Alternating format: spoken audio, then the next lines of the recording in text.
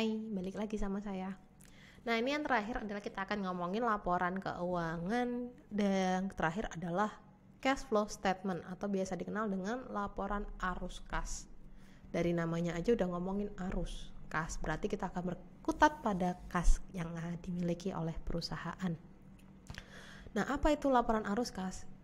Nah, laporan arus kas ini sebuah jenis laporan mengenai berisikan semua data-data keuangan yang terkait dengan pengeluaran dan pemasukan untuk kegiatan operasionalnya.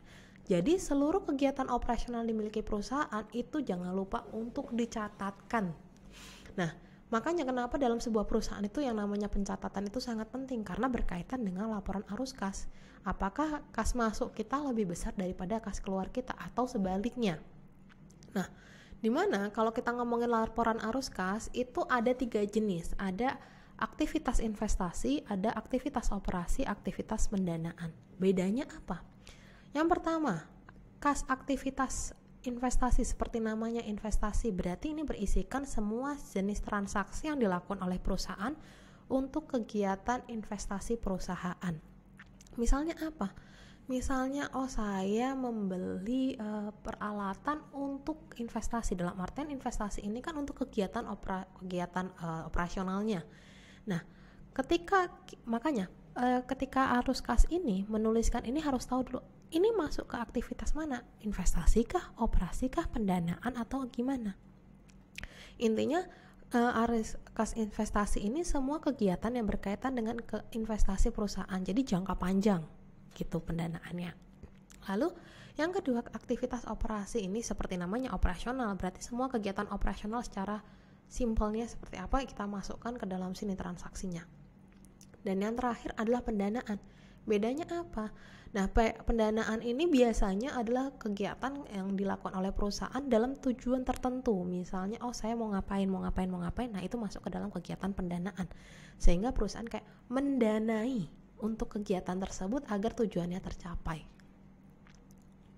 Nah, kalau misalnya di sini kita ambil contoh dari laporan arus kas, di sini ada kegiatan operasi, investasi, dan pendanaan. Dari kegiatan operasi ini misalnya, saya mendapatkan pendapatan arus kas masuk dari kas yang diterima dari pelanggan. Tapi saya juga harus bayar beban. Apa bebannya? Untuk kreditor. Nah, itu kan istilahnya kas masuk dari pelanggan dan membayarkan beban kepada kreditor, itu kan masuknya ke dalam kegiatan operasional yang dilakukan oleh perusahaan. Maka itu akan masuk ke dalam arus kas aktivitas operasi. Lalu misalnya yang lanjutnya adalah kegiatan investasi, di mana seperti yang saya katakan tadi, investasi ini untuk jangka panjang. Nah, di sini contohnya adalah untuk pembayaran tanah. Nah, tanah ini misalnya berarti pembayaran kas, berarti saya mengeluarkan uang sebesar 20 juta. Dan yang terakhir adalah kegiatan pendanaan, misalnya saya mendapatkan dana dari investasi saya atau dari mana saja. Nah, di sini ada kas yang diterima dari investasi penilik atau dikurangi dengan private, maka seperti apa? Baru nanti dari setiap aktivitas itu dijumlahkan atau dikurangkan sehingga akan mendapatkan arus kas bersihnya itu berapa dalam setiap periodenya. Nah, jadi itu ada yang dimaksud dengan arus kas investasi, arus kas operasi, dan arus kas pendanaan.